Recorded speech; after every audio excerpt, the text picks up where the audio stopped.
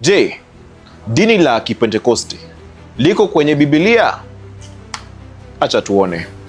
Tukisoma kitabu cha Matendo ya Mitume, mlango wa 2 mstari wa 1, inasema: ilipofika siku ya Pentekoste, waamini wote walikuwa wamekutana mahali pamoja.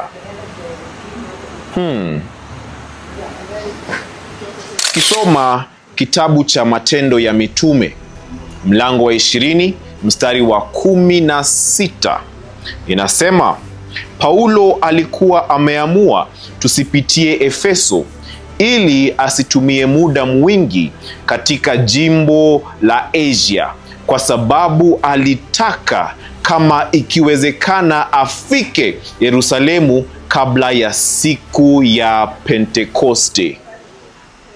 Kwa hivyo tukisoma Biblia, Pentekoste ilikuwa siku. Kwa hivyo dini ilitoka wapi? Tafakari hayo. Shalom.